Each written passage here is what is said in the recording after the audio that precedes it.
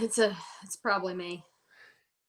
Hey guys, welcome back to another episode of Coffee Talk with Liquid Shane 1973. As you guys all know, I am the host, Shane Lakita, and as you all also know, many times before I've told you that I'm going to be coming on with guests that are people that are inspirational to me, people that are friends of mine, people that inspire me, all those good things. And I promised you guys that I would be coming to the table with a lot more of that, not just me talking into a microphone, but to bring some value to all of you listeners and all the folks that are out there. So welcome back to another episode. We're here. I'm here just wanting to be able to add some more value to your life every single day with some positivity and some really good reinforcement of the things that we're out there working on. So today I have a special guest. The special guest is somebody that I met, another person through TikTok, another person that I met on TikTok. Her name is Faith. She goes by Gotta Have Faith MC. And she's become a fast friend of mine on this app where we have had many conversations and talked a lot about a lot of things. So Faith, welcome aboard. Welcome to the podcast. How you doing? I'm fabulous. Thanks for having me. No problem. No problem. Listen, let's start off with that right off the bat, right? Right off the bat is the fact that we met each other on TikTok. We met each other on a social media platform that maybe at one given time or another, we were thinking to ourselves, I would never even imagine that I'm on TikTok or even think about going down the road of TikTok. Tell me about your life and where you've come into play with TikTok, how it all started for you within this app and up until the point where we met each other. I was the person that said, I have an almost 11-year-old, and I was the person that would go into it and say, there'll be no TikToking. And you will not be TikToking. Because in my mind, it was, now I have to say, it was the picture of what I've seen, and this is just the truth, on a 14 to 18-year-olds.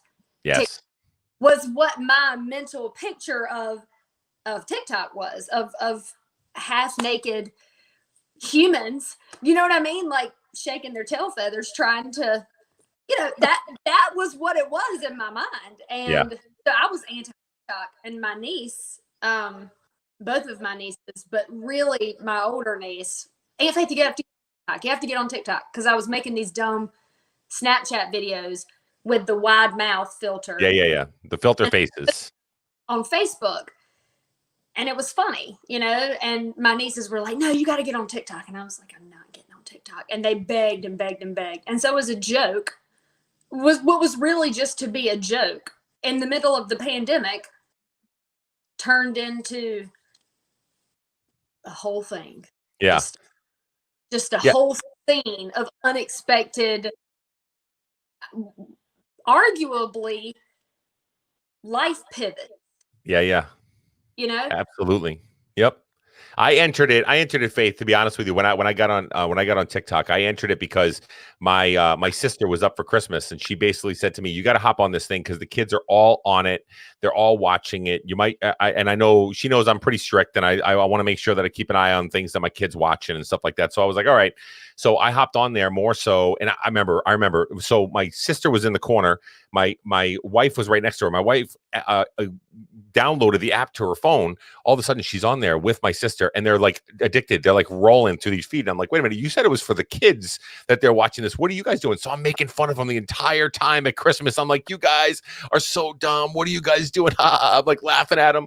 And next thing you know, at around mid-January to February, I said, let me go ahead and download this thing. And then next thing you know, I'm in the typical mode of what TikTok does, just like this. I'm scrolling the entire time. I literally at first just to be able to mind-numbing stuff that was going on, but it became something more than that for me. When did you figure that in your mind when you were going through this app that it became something more than just something you were just kind of, checking out or those kind of things? What point did you get to that you said this is more than that? Well, yeah, you're right. At first, I just kind of cracked out. Yep. I mean, right. Like, put your earbuds on in the bed while you're hiding under 2 layers of a pillow to numb out the light, so maybe they won't know that you're cracked out on TikTok still. Yep. Because I was just so baffled at everything that was out there. I was like, oh my gosh, there's these people and these people. And I have learned some of the most profound things I will ever learn about myself as a human being and have connected with some of the people that I sincerely believe I will take with me until my end of my, you know? So to think that it was when I came across, it was the Attain Gang. Yes. Me It too. was, it was Joe, you know, like we joke about it. Yeah. Right. Like we joke about it, but, I mean, it changed my life, you know, all of a sudden it was just this community.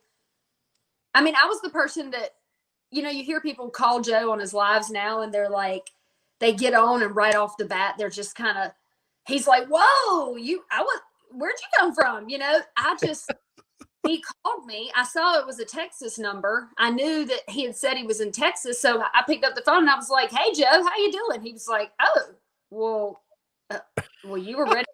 I was like, well, said to send a message and call me. I sent the message, a number from Texas called, so I just assumed it was you. And he was like, oh, okay. And just, you know, we were fast friends just like that. It was like an immediate, because I can be super vulnerable in a short amount of time. Right. And just be comfortable when maybe I should be and maybe I shouldn't be. Right. But I am, whether anyone else in the that's not a bad quality to have, though, Faith. That's a really good thing to do, because you'll make people around you much more comfortable with that way too. When you're vulnerable that way and you're not as, you know, guarded or any other way stoic or anything like that, you bring into the situation when the people around you are looking at you going, oh, she's a normal person like me and I can relate to her. That it's much more approachable. I will tell everybody, all my listeners, if you guys don't know who Joe Atang is, he is on TikTok. And what we're talking about right now is basically this guy. He gets on his lives on TikTok and he basically sets up a Google phone number and he makes phone calls. People will text him their number and he makes phone calls live and he just has conversations, 3, 10, 15-minute conversations. It doesn't matter however long it is. People with very sad stories to happy stories. It doesn't matter, anywhere across the board. And this guy has a way to be able to sit down with them and just have a conversation and make you feel amazing when you're done with that conversation going, man, I feel 10 times better than what I did when I first started it. So I was the same exact boat when I hopped on, just like Faith. I hopped in there and I was like, hey man, what's going on? And I didn't even make phone calls at first. I was just watching. I was a what does he always call it? You're either a creator or you're a consumer, right? Are you a consumer? And I said, yeah, that's exactly what I was doing. I just sat there watching this interaction that he was having with people. And I saw these people that were just, I mean, enamored by the fact that this guy took the time to take 5-10 minutes out of his day to have a conversation with them. So just to fill you guys in, that's kind of what he was doing. And it was pretty amazing with the fact that he's been able to do that on that platform and that he's growing. He's getting bigger on YouTube and all kinds of other stuff. He's really, really grinding it out. So Faith, that was your first experience really of knowing that this is something different. Same thing with me. It was a life changer for me because I remember telling my wife, I said, babe, this guy's making phone calls. He's changing lives through just small impacts and conversations that he's having. And she's like, oh, please, he's not changing lives. What are you talking about? It's TikTok. It's whatever. I'm telling you right now, he's making impacts. You know? What's that? Because it sounds bonkers. It does. I mean, it was like pandemic talking, you know, it was like, oh, did you make some friends on your little app, buddy? Good for you. You know, and then, you know, I mean, my husband, he's never had a social media account. He has a TikTok now that I created to do double TikToking. So I could be on my live while looking at people's TikToks as like a thing, you know? Right. Created this like dummy account on his phone, and then one day he just started messing with me with the account. So I was like, well, if you're gonna be Mr. Cool Pants, I'm gonna change it to your name and it's gonna be your TikTok. Yes, you roped him in. But that's like a love thing now. Like he'll come home and he'll be like, did you see I commented on your TikTok? You know. It's like leaving little love notes. You see I commented on your TikTok. He does it like people don't know he's my husband. You know what I'm saying? He's like, oh, wow, you're so special. You're such an inspiration. Or, you know, I mean, it's hilarious to me.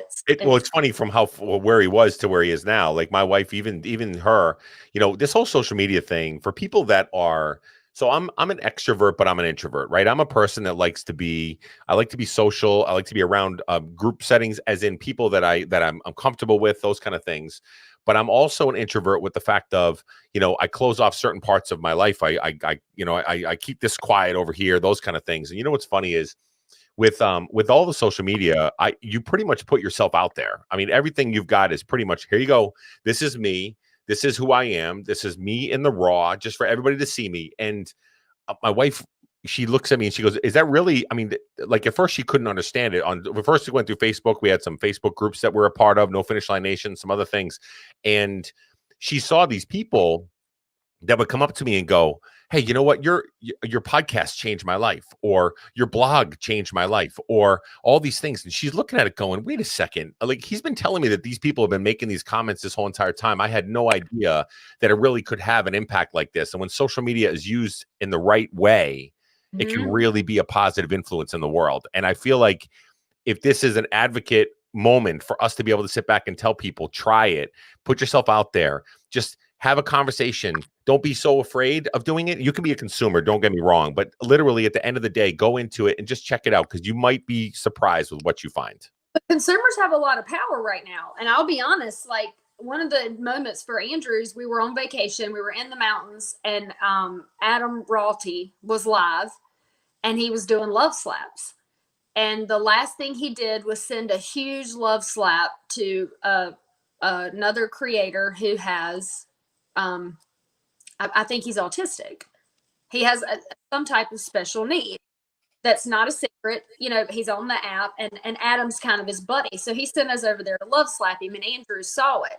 Then Adam went to Dan Henry's live, and Dan Henry sent an army of people. I'm talking hundreds of people in there. And I stayed in there from the beginning. And in those moments with the love slaps, like I'm the person that stays for a while and hangs out, because I don't want to be like, I don't want to just leave. Like I feel like invested, like I can't turn it off, Yeah. So of course, in this particular situation, I go in, I send love, I follow him, and I just hang out because he's just so excited. And then comes Dan Henry's crowd, and I see it happening before he sees it happening. And he was so excited. He was jumping up and down. He was the pure, unadulterated emotion. If I was in tears. Yeah. And Andrew stopped what he was doing. When many times he would discount the social media, stop what he was doing, and just sit there and stared and smiled and was like, and I looked at him, and I was in tears. I was like, this is the point. Correct. This is KJB right here.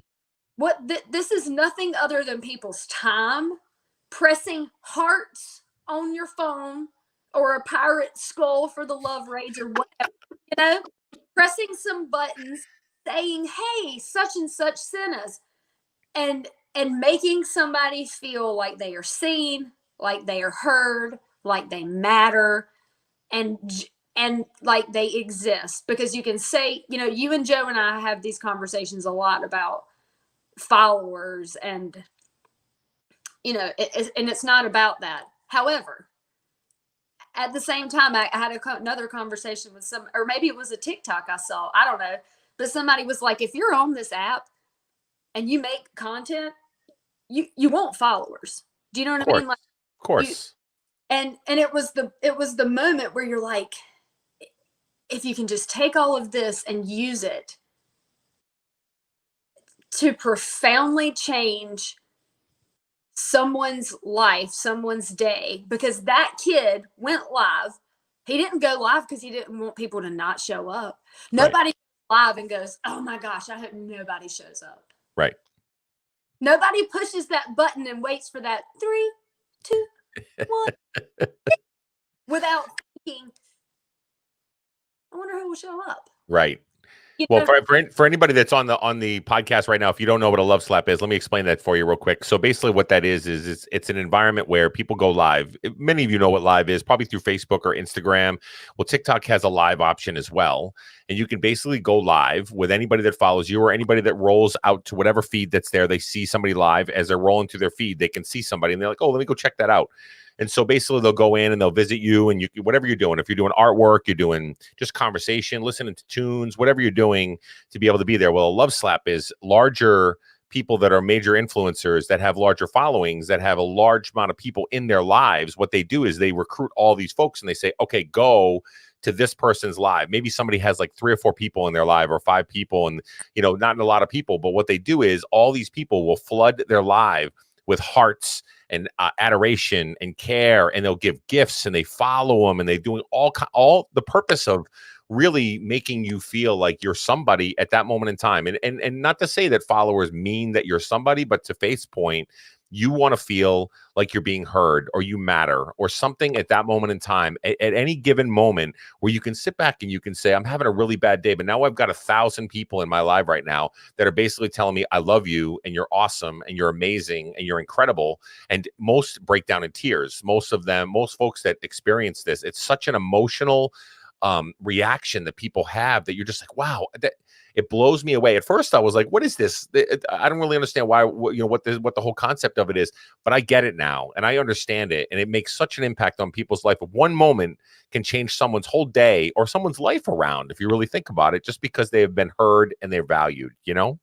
Yeah. Well, you don't know what they were waiting to do. You don't know what's waiting in the wings for someone if they just had the courage that's just going to come from the confidence they're going to get from the fact that somebody believes in them. And I don't know who that somebody is, but if you don't understand the impact that you can have on someone else, you know, right? You're the reason that someone else feels better.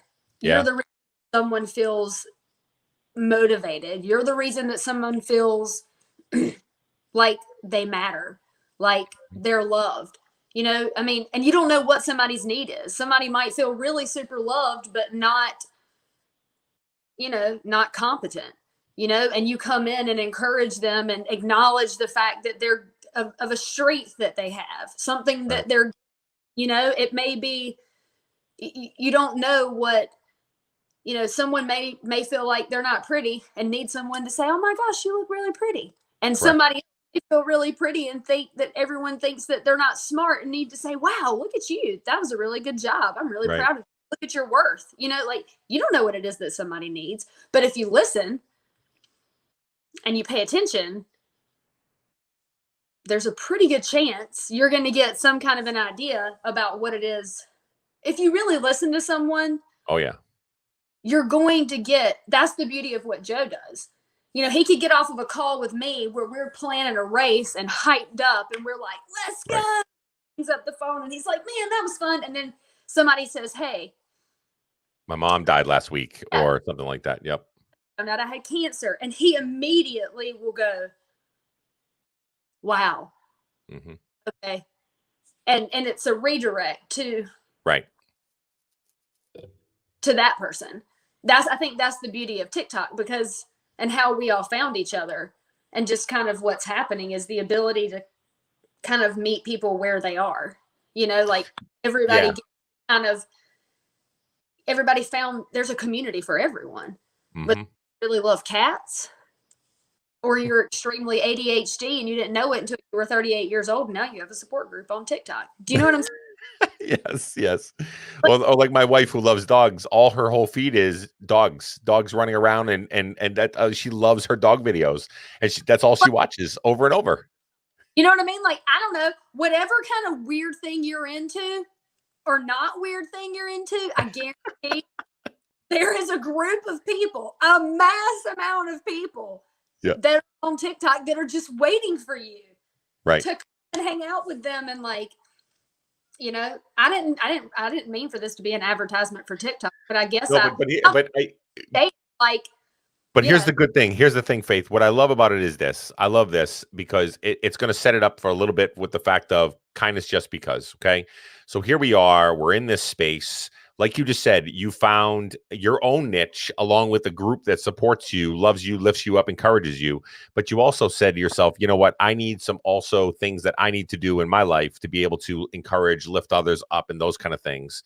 And I remember seeing some of the early videos that you had posted, and I'd heard about Kindness Just Because a little bit here and there, but you brought it full force with Kindness Just Because. So tell me a little bit about, if anybody doesn't know what Kindness Just Because is, I'm going to put it up here real quick so everybody can see it. So basically it's a hashtag of KJB or a hashtag Kindness Just Because. Faith, explain it to me a little bit of what that means to you, what Kindness Just Because means to you, and what maybe your intention or what your goal was when you first started to really think about how you can use TikTok in a positive fashion to move things forward.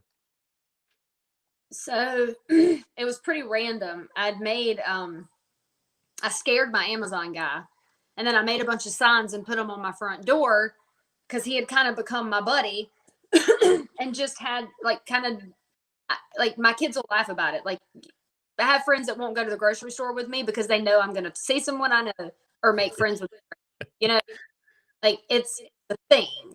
And so I made friends with the Amazon guy, and we made these videos and they went viral.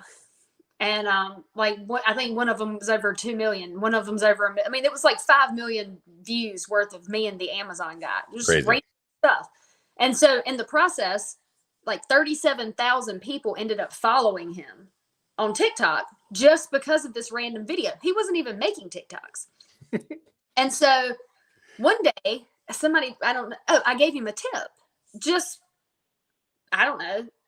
because I thought it was I don't know. I'm one of those weird people. Like, if I end up with cash, I kind of save it for whatever I feel like.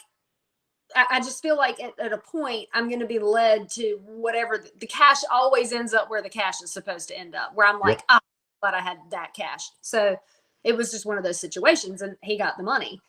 And that video wasn't even posted because we posted it and Amazon made him take it down because oh wow, really? Weren't allowed to post getting a tip. Right. So I started thinking about it, and so I made a TikTok. I was like, there are however many thousand of you following a guy just because. I was like, hey, go follow this guy. I was like, so it just got me thinking, what if everybody gave 50 cents and we went out and just blessed some people for no reason other than because it's the right thing to do, just because, Mm-hmm. And it was just a thing. And I didn't think anything of it. And then before I knew it, I was getting money from people all over the place. And everybody was like, let's go give the money away. And I was like, okay, well, let's go give the money away. Yeah. And so I just started giving the money away. $300 here, $500 here, $600 here, $200 here, $500 at five. Once it was the most fun. It was $500 to 5 guys at Five Guys. That was the best. And you had 5 people working at Five Guys at Five Guys. 5 gentlemen, 5 guys at Five Guys, $500 for 5 guys at Five. And those guys downloaded Venmo on the spot because I didn't even have the cash. I walked in there and I was like, they wouldn't let me leave a tip on my credit card. And I was like, what's up with that? I can't leave a tip. I got to tip you guys. And he was like, yeah, they won't let you do it. And I was like, well, crap. I was like, who has Venmo? And they were like, we don't have Venmo. I said, well, that's too bad because I had $500. And they were like, Venmo. Venmo, download. Everybody stopped making burgers. Everybody had their phone out. And it was like the world's fastest, so one guy ended up downloading the Venmo. Everybody agreed that they trusted him. I gave him the $500 and he, disseminated it to the group. But when I walked out of that place, they were going, KJB, because that was what I felt. Kindness just because. The only thing you have to do is go do something nice for somebody else. And that's what I told every person. It doesn't have to be go give them money. Correct. Remember this moment and go and just do something kind for somebody. But every single person I gave money to needed it.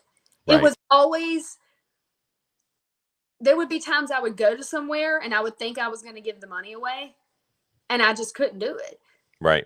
And that's kind of where my faith comes in, where I would just kind of follow the nudge and just the moment, and when I would meet the person or they would start talking and I would just feel it. And I'm like, oh, this is it. This is the person. And they would say, you would give them $300 and they would say, I needed $300 to get new tires, or I was saving money for this, or I needed this, or this happened to me. And every single person, with the exception of the guy that told me he didn't want my money, but yeah.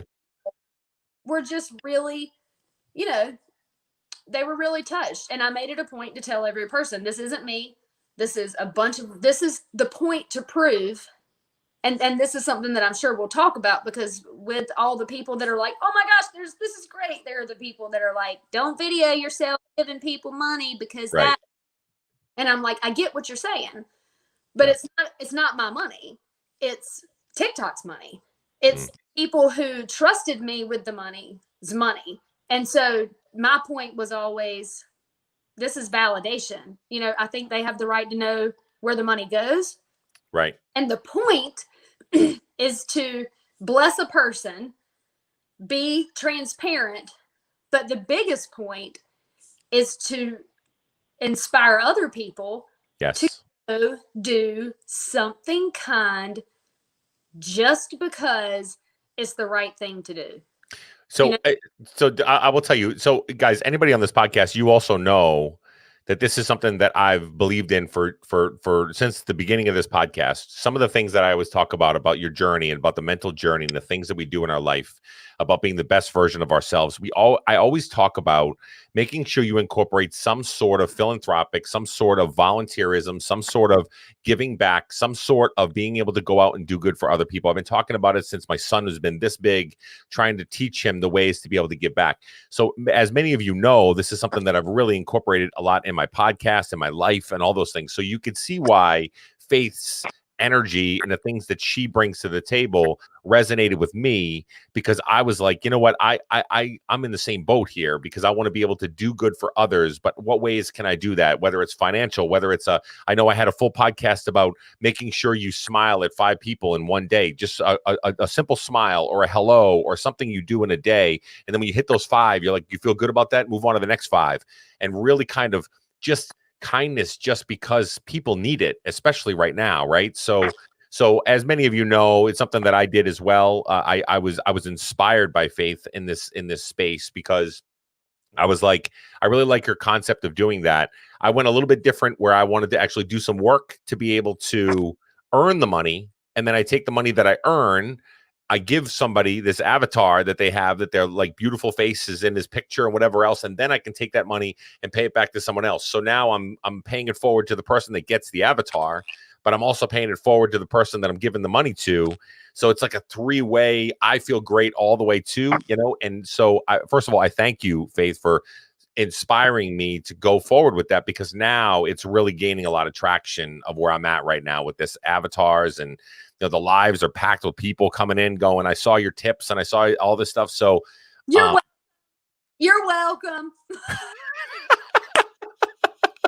You're welcome. That was all me. Thanks. Yeah.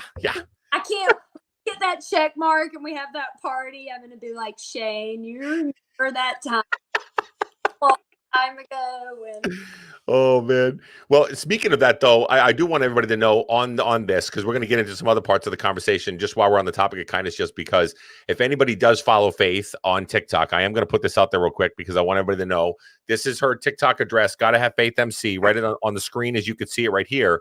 But if you follow her, she's also going to be having some merchandise coming out soon. So it's in the works right now. Kindness just because it's a movement. It's something that we can really bring to the table. And if you're wearing a shirt that says kindness just because, you imagine how many people are going to say to you, what do you mean kindness just because? What does that mean? Oh, let me spark that conversation. Let me tell you exactly how kindness just because. So I love the concept of the merchandise coming out soon, everything else. It's an exciting time. Hopefully, I know I'll be getting one of the shirts when you get it in your little merchandise store. It'll be great. Yeah, I'm excited about it. I think the cool part will be one day when KJB is like, pay it forward, or right. You know what I mean? Like kindness just because. And I thought about it one day. I was like, what is the opposite of kindness just because? And I think I was like, it's indifference just because. I don't want to be in. Do you know what I mean? Like, I mean, the opposite of being kind. I mean, I'm not going to be, it's not like meanness just because. I feel like it's just kind of like, meh, just going to do nothing because why would I? And I'm like, but why would you do nothing when you could do, you know, and you're talking about the spectators and the consumers and the creators. Creators, yep. The consumers have a lot of power. Mm-hmm. I mean, how many I blocked and deleted a ton when those you get a viral video, yeah, nauseatingly viral information in your life. There is many people think, you know, 98% of the people were like, this is awesome, but that 2% are a powerful 2%, because it doesn't take a lot of mean stuff to make somebody go, oh, that feels nasty. You know, you have to really have a thick skin to a degree, you know, to to kind of stomach it. Yeah, I agree. I agree, Faith. You know, and here's the hard part, though. We're wired as human beings. We're wired so much as being our own worst critics anyway. We're our own people that look at ourselves in the mirror, and we're not really lifting ourselves up a lot of times. We're looking at our flaws, our wrinkles, our overweight, or whatever else we got going on. Everybody is in that space, and we're so fragile a lot of times. And even if a viral video does go into, you get all these amazing, beautiful comments. You might have out of 5,000 comments on there that are positive and really reinforcing. You might only have about 200 of them that are people that are snarky, they're sarcastic, they're vile, all these different things that they have that are going out there because they're behind those keyboards. I always talk about it on the podcast. They're brave warriors behind keyboards, and they make these comments. But those 200 comments, they hurt, right? When you're reading them, you're literally like, okay, I can delete and block, but you look at it and go, how did you take the time to sit down and write that to me? Like, seriously. Yeah. Who hurt you? You know, I mean, even if I've apologized for things in my life that weren't my fault.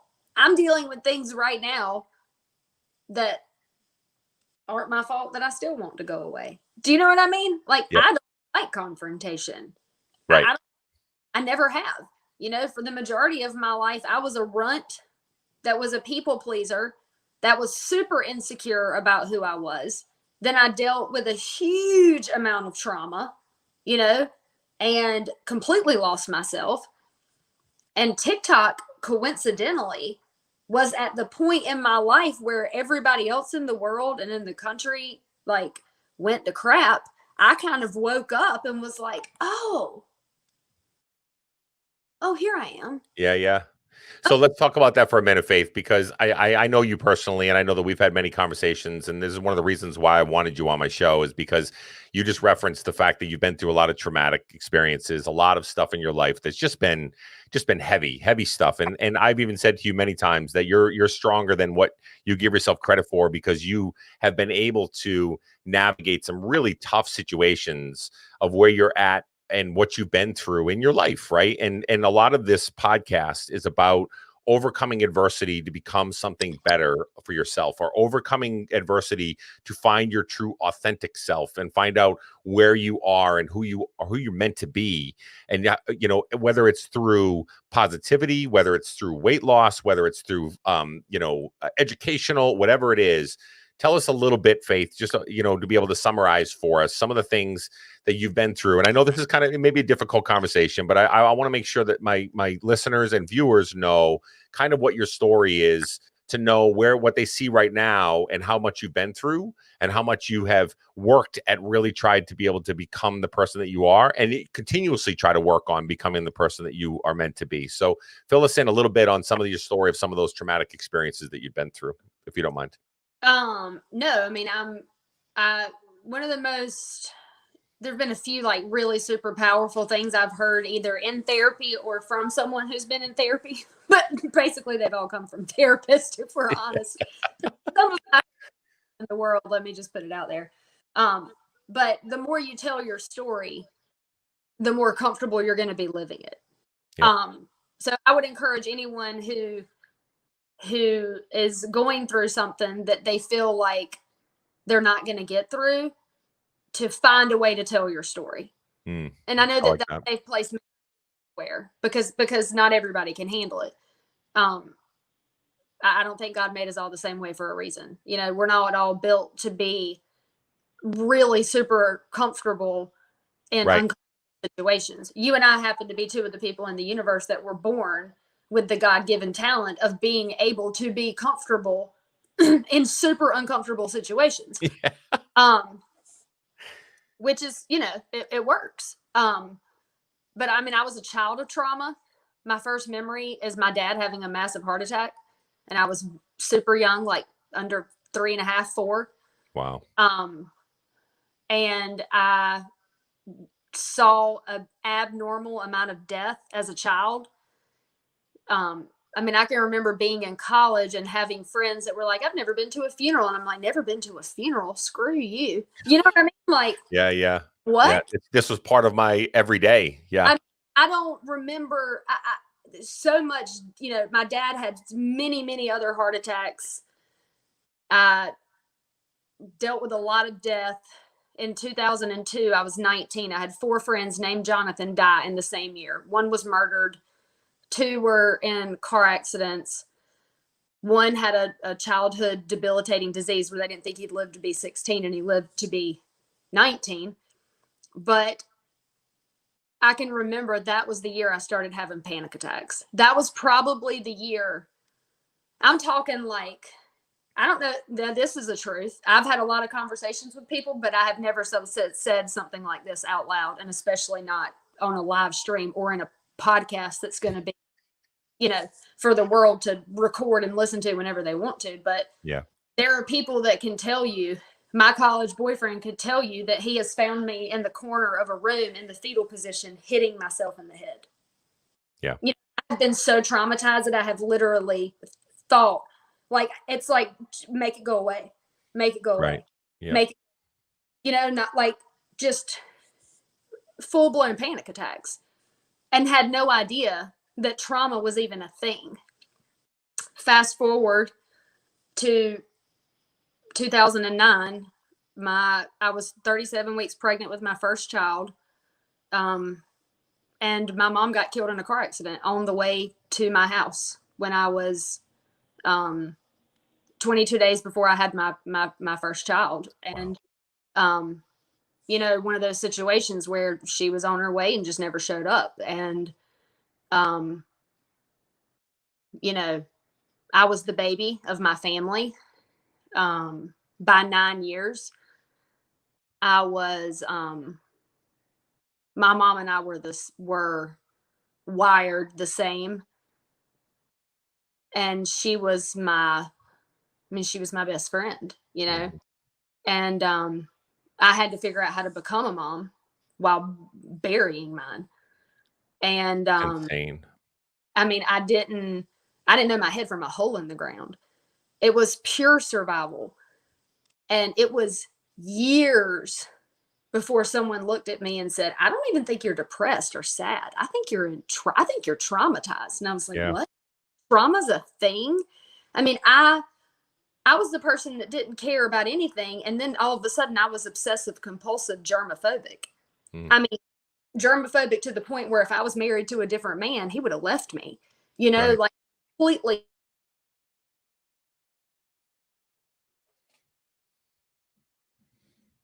I'm here. Let me see if I got you back. There you are. Good. Yep.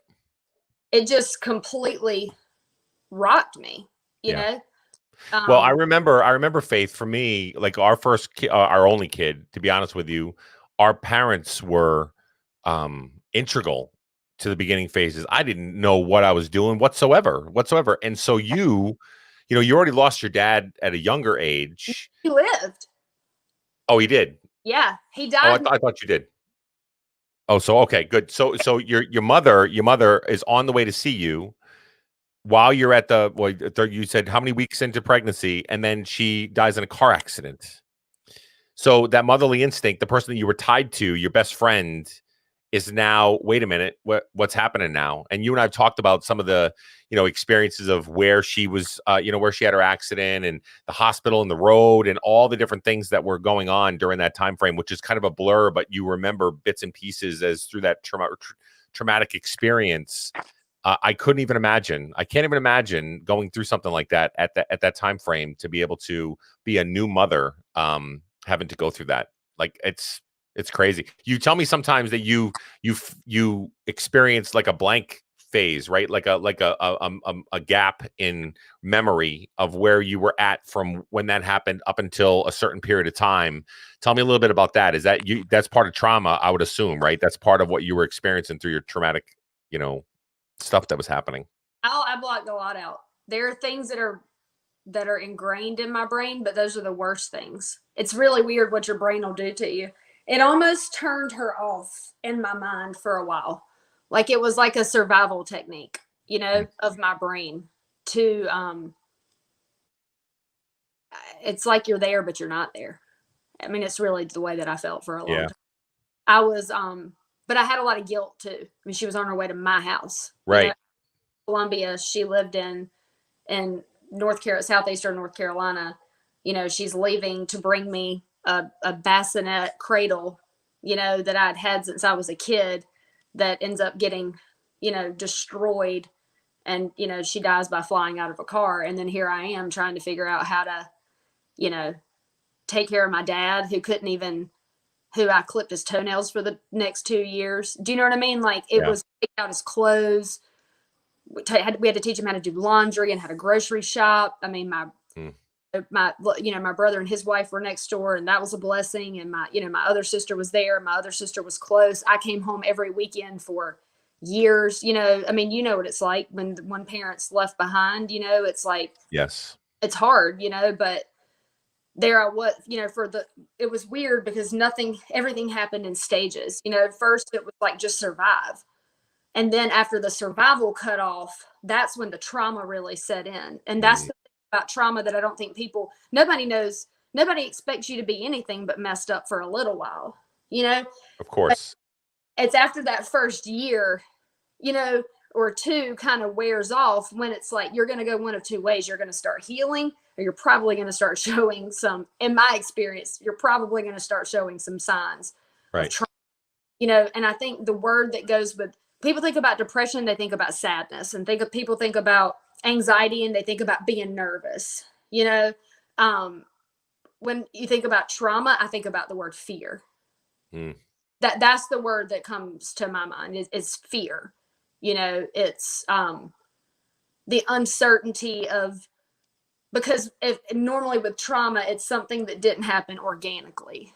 You see it coming, you can't make sense out of it. You can't, you don't get the opportunity to kind of mold your experience. The experience is there, and you're either going to deal with it or you're not. Right. And with comes triggers, and something that might trigger you into something is something you may not even relate. Right. But your body, you might forget what happened to a degree. Yep. But when your mind is triggered, your mind sends a signal, and your body remembers how it felt, and all it knows to do is to take that stance, whether it's your shoulders coming up or your body learns to physically hold the trauma, and that ain't good, man. No, I have a lot of relationships with a lot of military members with PTSD, right? So I've done a lot of volunteer work. I've worked with a lot of them. Actually, on TikTok, there's a lot of guys and girls that I've worked with really closely. When I see the little veteran symbol on there, or I see a post about their PTSD or their depression or the triggers that they have, such as fireworks or gunfire or little things like you're saying that bring you back to whatever moment that was, you might have forgotten about or shut it down or removed yourself from the situation. The brain is such a strange place, right? It's so underutilized. There's so much stuff going on in there that you just never really know what's happening. But what I'm appreciative of what we're talking about here is that you recognize that now, Faith, that this was trauma for you, right? This is what you can kind of reflect back on it now and say, what did I do during that time frame, and how can I share that to help with other people that have been through, traumatic situations or situations that they don't really know how to experience. Like I've never experienced anything like whatever it is, and now I'm faced with this, and now I don't really know how to be able to do so. So like you said, people just expect you to be depressed for a little bit, and then you're back on the wagon again and you're good to go, when a lot of times you deal with stress and trauma so differently from person to person, but your experience, with as extreme as it was, Faith, can really help a lot of people, because now they go, oh, wait a minute, she's been through a lot. How did she deal with it? And you're still dealing with it, right? Every day you're dealing with it. You know what I mean? Yeah. I have therapy scheduled for tomorrow.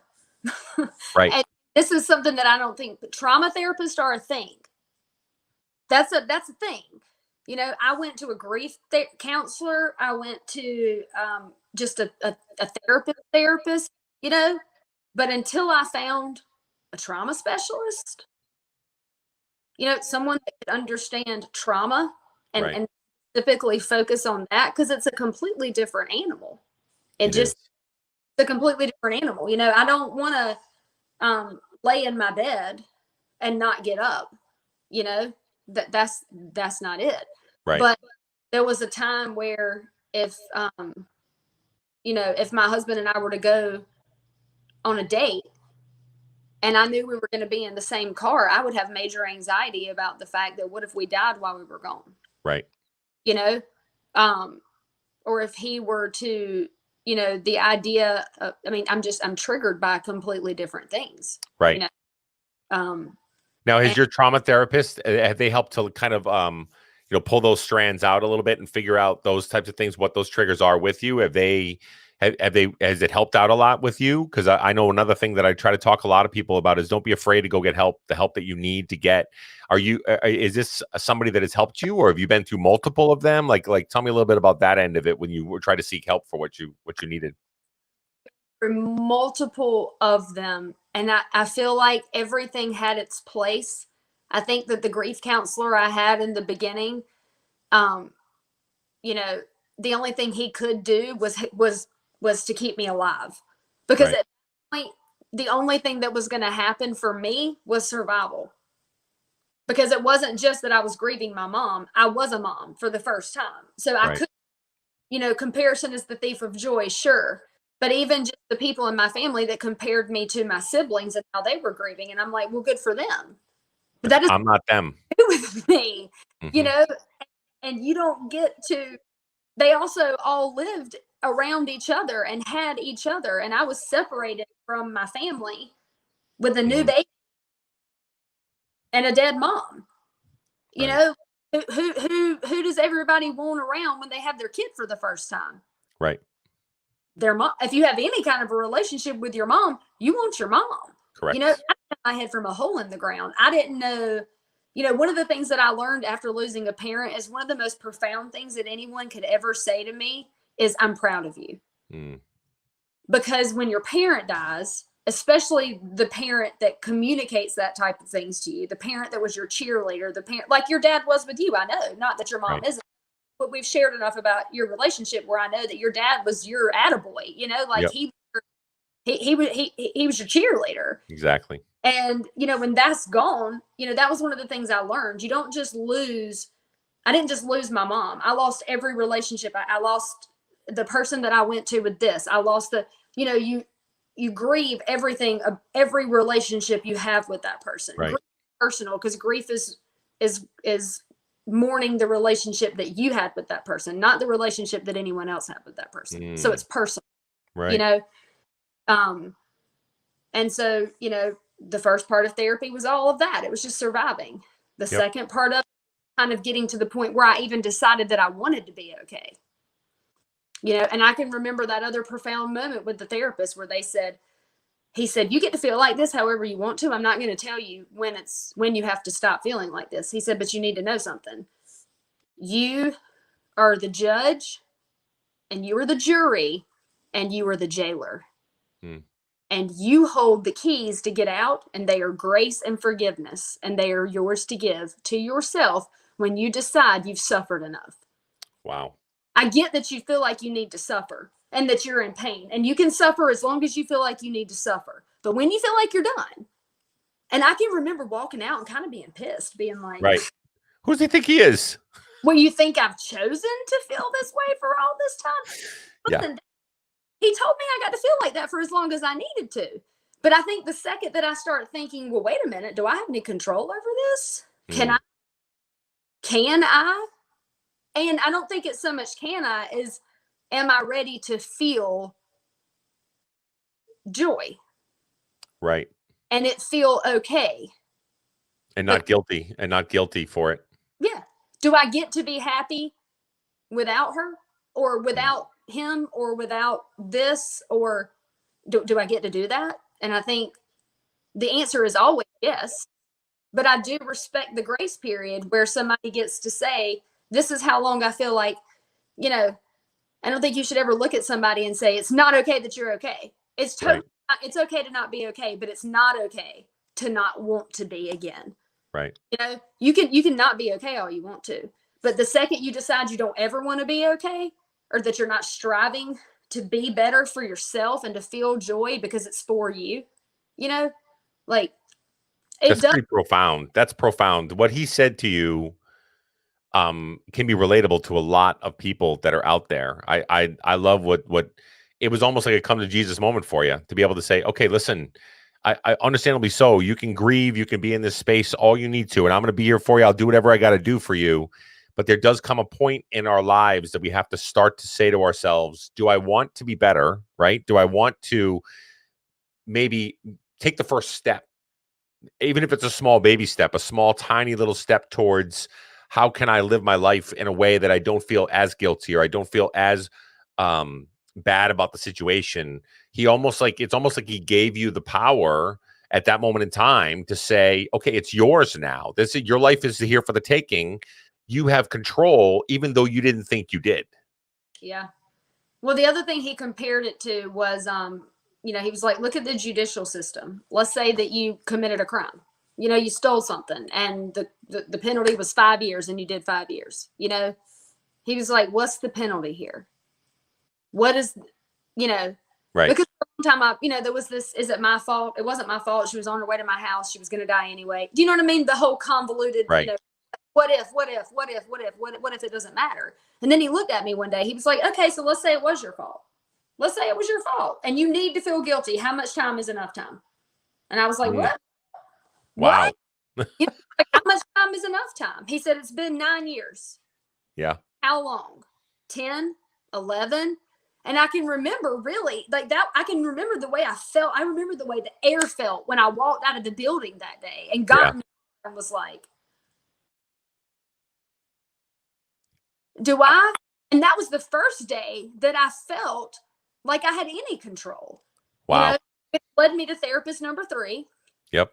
That was a trauma therapist where I'm doing what some think is controversial, that EMDR, eye movement, reprocessing, desensitization, where I'm walking inside of my subconscious and acknowledging trauma one event at a time and desensitizing my brain to it. So when I think about my dad having a heart attack now, before this therapy, I used to think my dad's going to die. I'm scared. I'm not safe. I'm scared. Now, when I think about it, I can see my mom and she's looking at me and she's saying, it's okay, baby. You're safe. You're safe. Your dad's sick. You're safe. You're going to go with your Aunt Rhonda, but I'm making this decision because I want to keep you safe, not because I'm abandoning you. Right. So go back and tell I don't have to go back and tell the little girl in my mind that because she knows that now. Right. I think about that memory. I don't feel any trauma because I went back and I brought it back and I figured out how it was that I felt, what the trigger was. And I went back and told that little girl that she was safe. So now he thinks that when she pulls, our brains have the ability to take a memory and process it and put it in whatever box and put it away. But every time you pull a memory out and you tell the story or whatever, when you put that memory back in that box and put it back up, it's always a little different. It's like on the telephone, like our brains have the ability to take things, if you and I were to get in a fight and you were to think I thought something and I were to think you thought something and we had both put that memory in our brain and in my brain you were wrong and in your brain I was wrong. And then we talk about it. And you say, well, Faith, I didn't feel that way. This is what I was saying. And I go, oh, well, Shane, I didn't know that. This is what I was saying. And then we work it out, right? Well, when you pull that memory back out again, you don't think, oh, Faith did that. You immediately go, no, now I know. Now I know how she felt. And I don't feel the way I felt about that memory now because I have new information. Right. And the new information gives me context and context gives me peace. And that peace gives me the ability to desensitize myself to this and be at peace with it. Mm. That's basically what the therapy does. It allows you to go back, pull the memories back out, look at them rationally, and say, Right. well, what do I need to know about this? What do I need to come to peace with it? So when I think about this again, I'm not triggered. I'm not traumatized. I say, oh, you're safe. And that starts to carry over. You know, Yeah. your brain will start to almost second nature, like that positive psychology. You get up and say enough positive things every day, you're going to start to think positive things. You know, you slowly get to the point where you start to cope. You start to bring these moments up, and that's part of the healing. And you say, oh, I feel this. I recognize that. I bet it's a lot like this was. And you deal with it and you process and you live it and you talk about it and you heal. Well, there's a couple things. There's a couple things, and I love that you're talking about this, because the one thing that I want to bring up for any of the listeners that are out there that are thinking to themselves that, you know, life is really difficult. We've been through a lot of traumatic situations or different stuff. If you listen to what Faith is saying here, it sounds to me a lot like it's a 3-step process that she's literally had to go through over multiple years of working, trying to pull it out, trying to extrapolate, trying to iron out, trying to be able to get through the grief part first, a little bit of more of the therapeutic side of it in the middle section, and then your traumatic side of it on the back end to be able to really start to iron out some of those things. So if you think about it, anybody that's been through PTSD, been through abuse, been through different stuff that's there that you can just snap your finger and it's gone and it goes away after it's done, it doesn't happen that way. And you've got to give people grace during the time frame for them to be there. And you can't force them to go down the road of doing what they need to do, to be there to support them, lift them up, encourage them, be able to do the things that you have to be able to do. Because when the time is right for them to make the decision that, oh, well, like Faith had with that moment of clarity that she said, holy crap, man, you know what? I have a little bit of control here. Those people need to find that moment. And all you can do is try to be able to navigate how to support them the best you can during that time getting there, including yourself when you go through it. So I'm appreciative that you shared that, because that's important for people to know, you know? Don't make them feel crazy. Right. You know, don't ever look at somebody that's not okay and make them feel like it's not okay. You know, even if you feel like so much time has passed that they should be. Right. You have to find a way to, you know, maybe you look at them and just say that, hey, you know what? How you feel is valid. You have every right to feel the way that you feel. But I just want you to know that when the day comes, when you decide that maybe you don't want to feel that way anymore, and you want me to help you get to the place where you can feel joy. And joy is a good word. I feel like it's less offensive than happy. Do you know what I mean? I agree. You're like, whatever. You know, like joy comes from within in my mind. You know, like happiness comes from happenings and joy comes from within. Like I can have my joy whether I'm happy or not. Right. And so for me, that was it. I found my joy. You know, it wasn't so much happiness. It was joy. It was the ability to feel and to be at peace with it, you know? Right. And it doesn't mean everything's going to be pretty. I've yet to have a birthday that wasn't crap. Right. Yeah. I mean, I almost stepped on a snake this year. You remember, I unraveled, wasn't all right for 5 days. You know what I'm saying? There's some things that you're going to have to come to peace with that really are never going to be the same. Right. I mean, you do have to, I mean, you just do, you know, but there's things that you can be willing to fight for. I agree. It doesn't mean that it's going to be easy. And honestly, you know, as messed up as it is, I'm my best person now. And I don't know. I do know. I wouldn't be Gotta Have Faith MC doing this. We wouldn't be having this conversation if my mom was alive. Right. There's a lot of things that have happened that would have never happened if my mom was alive. And those aren't things that I would sacrifice to bring her back. So if you can really grasp that joy can come, you know, and that good things can still happen. You just have to let them, and you have to let them be good. And you have to be willing to embrace them and accept them. Yeah.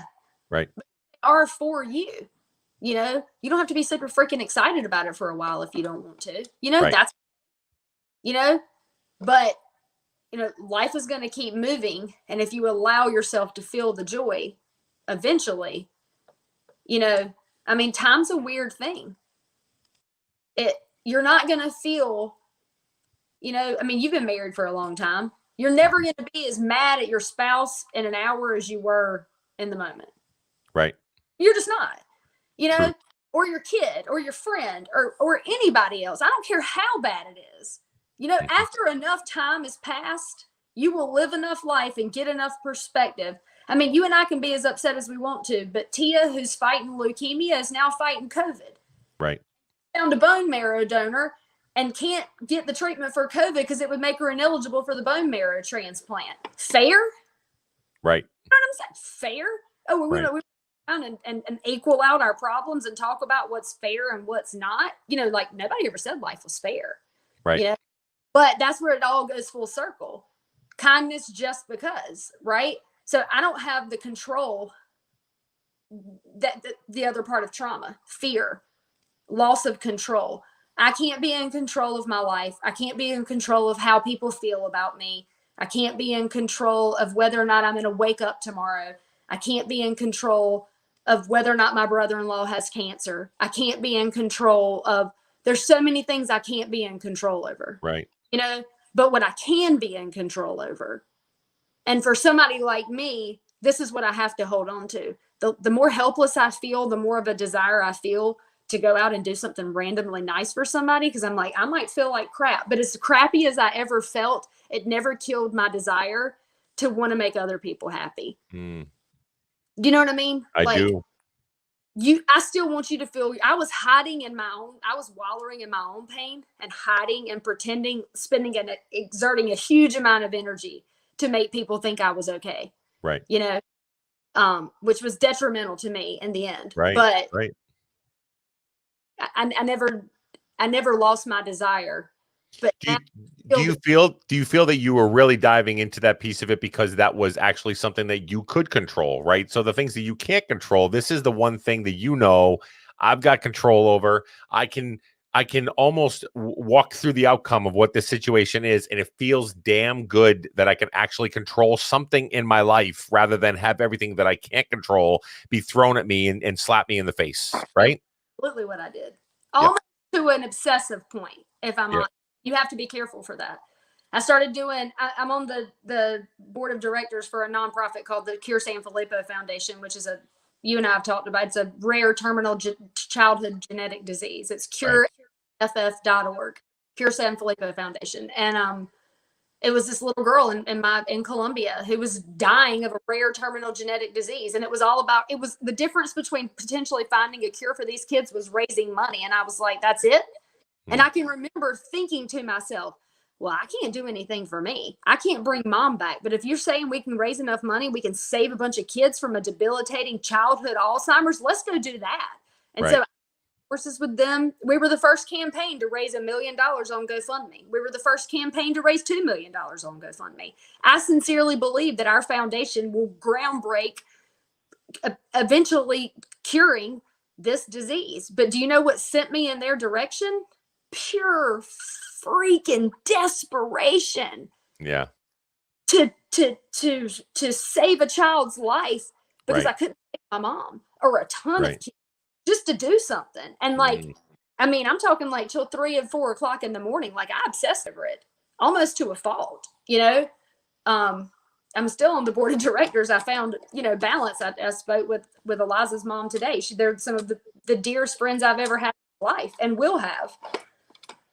But that's a good point, though. It's a good reflection point, though, too, is not to go too far the other extreme as well, right? It's more around there needs to be, I think the key word that you use, Faith, and I've said it on my podcast 1,000 times, it's about balance. It's about trying to be able to not go too far off to the right or too far off to the left, but find a good place in the middle where you feel like you have control of whatever the situation that's at hand, and you're able to move things forward, but not go too over the side. As the podcast, a lot of it was about overeating and food and stuff like that or whatever for the longest time, where people would go so to the extremes of one way because of the mental stuff. They weren't wrapping all the stuff out to be able to say, why am I an addict to food?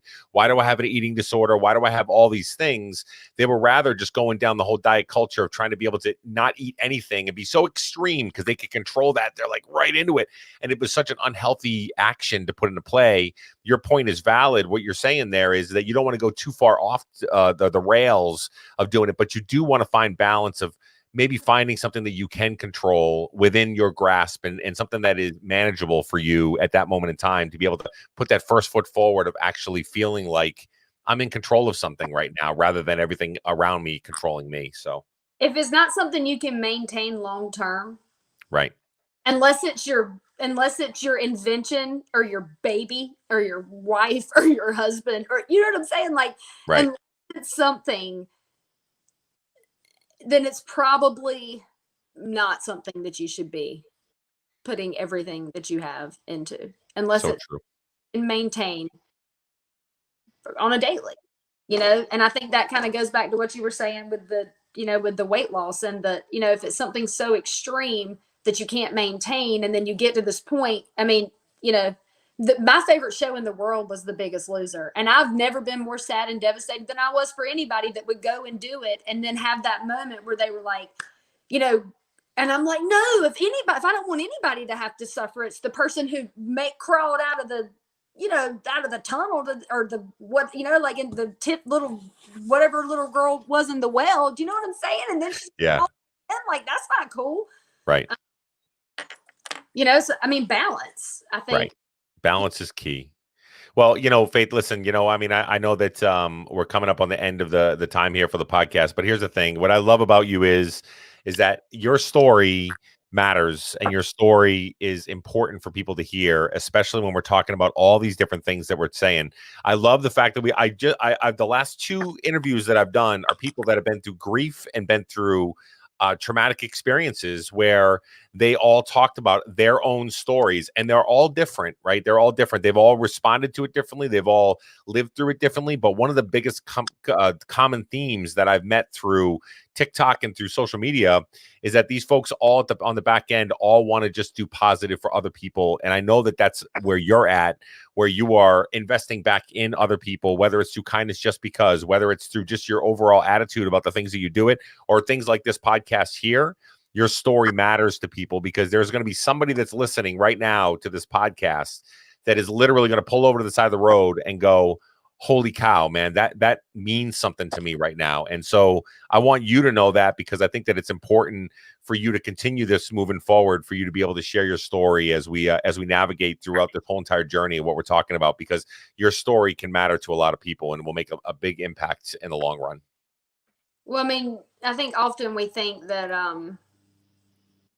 you know, we feel a certain thing or we go through something and we think, I can't say that out loud because nobody else has ever felt this. Nobody's experienced that. Nobody's thought that. Nobody would say that. Nobody. You know, well, Joe's mom had him 8 hours after her dad passed away. I never thought I'd have a conversation with somebody that gave birth to their first child as they were losing as their closest parent. Right. You know, like you really do put yourself, you know, and then Joe and I meet and I'm like, oh my goodness. Right. Look at this opportunity I had. And then she just has literally adopted me, like calls me her daughter. You know, you know, you don't know what your experience is going to lead you to. And what you're going through may be total crap, you know, but it's that thing that Steve Harvey says that I love. It's like, you have survived 100% of your worst days. Correct. The worst things that have happened to you, the worst feeling you've had, the most heartbroken you've ever felt. And I mean, when I was laying on the floor of the emergency, my brother found out my mom was dead because he heard me screaming, no, holding my 37. I was humongous. I'd gained 60 pounds. Like, I was screaming no, going, I can't do this. I can't do this. I can't do this. I can't do this. I can't do this. I can't do this. And I believed it. You know, that wasn't true. I did it. Right. I didn't.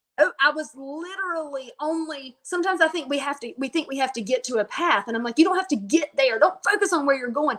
Put one foot in front of the other until you figure it out. Walk in God's submissive will. Do the things that you know it seems to be a good idea. I'm just going to go this way, and I'm going to keep walking until something tells me not to walk in that direction, and then maybe I'll pivot, but walk. Just take exactly. do something. Talk to someone. Find a person.